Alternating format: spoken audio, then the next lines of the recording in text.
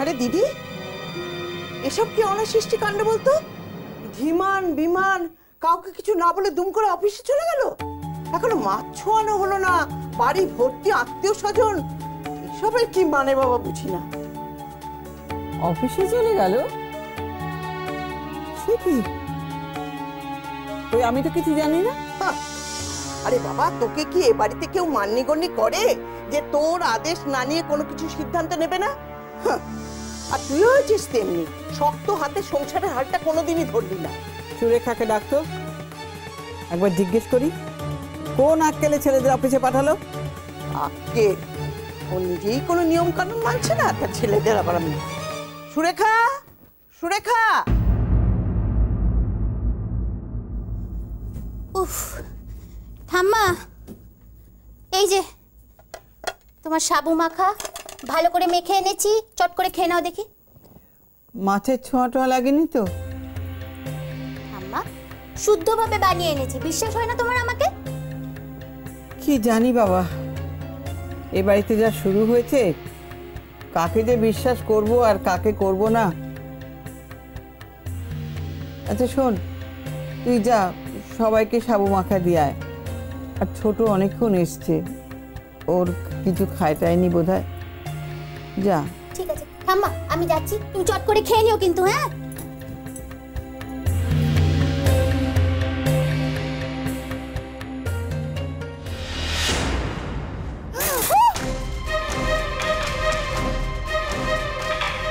দেখলাম আমি সাবুর বাড়িতে মাছ ভাজা। পারুল, পারুল, সেই তুই এদিকে আয়। সর্বনাশ, সর্বনাশ! পারুল, কোথায় গেলি তুই? এদিকে আয়। কি করেছিস দেখে যা। পারুল, সর্বনাশ! ছি ছি ছি ছি ছি ছি, কি করে হলো এটা? ছি ছি ছি ছি ছি, আমাকে দিয়ে এই পাপটা কেন করালে ঠাকুর?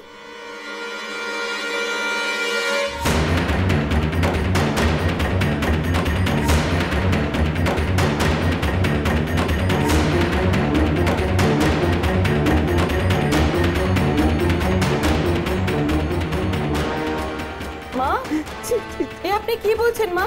হ্যাঁ, সাবুর মধ্যে মাছ? কি বলছেন? আপনার কি মাথা খারাপ হয়ে গেছে নাকি? পারুলকে ডাকো, ওকে জিজ্ঞেস করতে চাই কেন এটা করলো। ঠাম্মা, কি হয়েছে? হতচ্ছাড়ি, আমার সাবুর বাটিতে মাছ ভাজা রাখার সাহস কি করে হলো তোর? ছোঁয়াছুঁইটুকু পারবি না? না না না, তুই ইচ্ছে করে করেছিস। ছোট, তুই বাড়ি থেকে বার করে দে। কে তোকে কাজ করতে বলেছে? বল বল, কে বলেছে? ঠাম্মা, ও ঠাম্মা, তুমি কি বলছো? সাবুর মধ্যে মাছ? আমি কিচ্ছু বুঝতে পারছি না। দেখ দেখ ছোট, দেখ কিভাবে আমার উপর সমর্থন করতে ভালো করে দেয়। আরে পারুল, শেষ পর্যন্ত তুই ওদের দলে যোগ দিলি। আমার জাত ধর্মটুকু রাখবি না।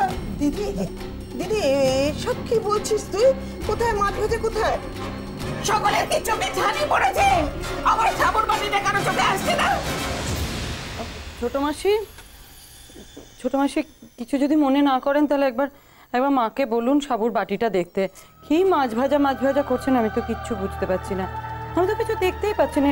নিন ধরুন, একবার মাকে বলুন দেখতে।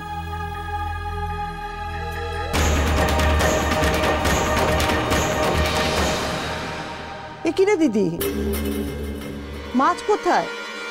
এটা তো একটা গুড়ের ঢালা।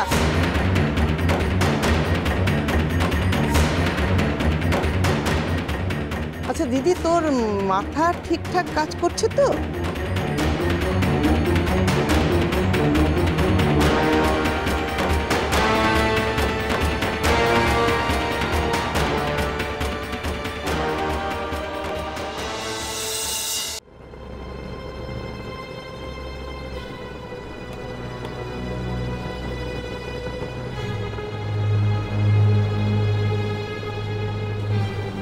আলো, যা যা শিখিয়েছিলাম সব মনে আছে তো?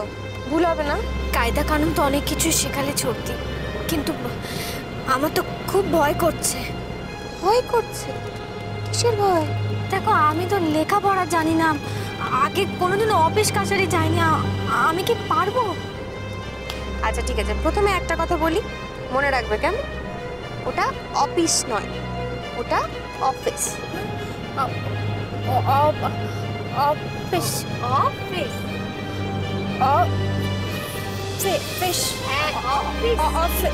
অফিস। Very good. আর দ্বিতীয় কথা হচ্ছে, ভয় পাওয়ার একদম কিচ্ছু কারণ নেই। তোমার একটা কথা বলি, তুমি কি জানো পৃথিবীতে এমন অনেক মানুষ আছে যাদেরকে বিভিন্ন পরিস্থিতিতে অনেক রকম কাজ করতে হয়, এমন অনেক রকম কাজ যেগুলো তুমি ভাবতেই পারবে না। তারা যদি পারে তাহলে তুমি কেন পারবে না? আর আমরা কি সবাই কাজ শিখে আসি নাকি? আমাদেরকে তো কাজ শিখতে হয়, তাই না? আস্তে আস্তে কাজ শিখে নেবে, এতে তো ভয় পাওয়ার কিছু নেই।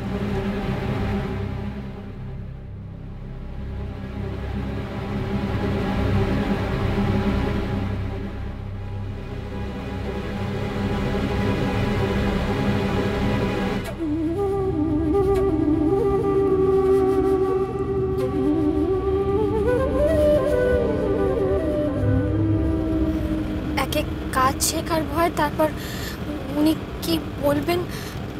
আচ্ছা, উনি যদি জানতে পারেন যে, উনি কখনো জানতে পারবে না তো যে আমি এইভাবে লুকিয়ে ওনাদের অফিসে যাচ্ছি?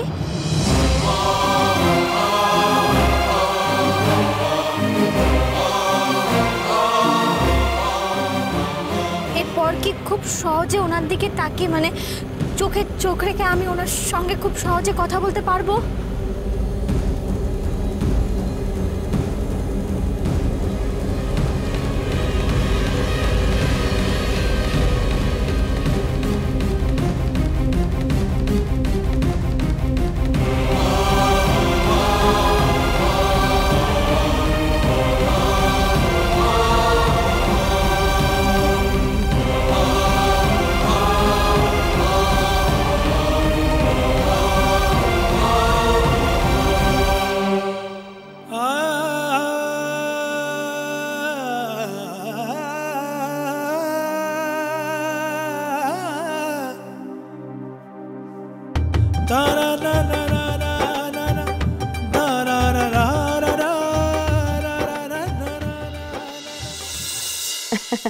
এমন বৈধব্য পালনের মানেটাই বাকি, মনের মধ্যে তো সব ইচ্ছে কামনা বাসনা এগুলো তো থেকেই যায়, তাই না?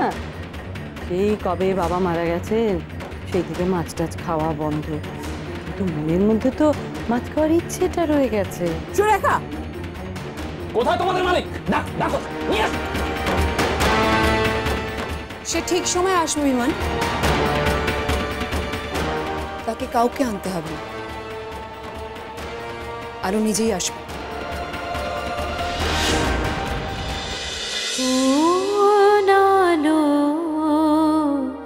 লাগলো চোখে